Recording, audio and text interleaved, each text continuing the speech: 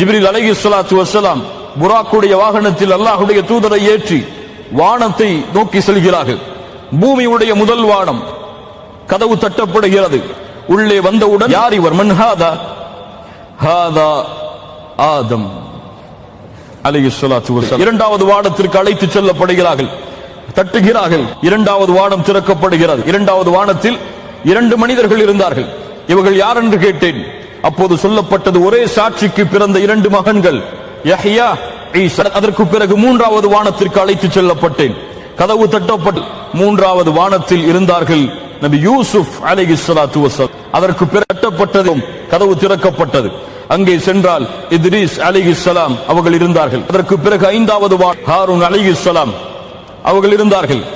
அதற்கு பிறகு 6வது வானம் மூசா அலைஹிஸ்ஸலாத்து வஸ்ஸலாம். பிறகு 7வது வானம் அல்லாஹ்வின் நண்பர் இப்ராஹிம் அலைஹிஸ்ஸலாம்.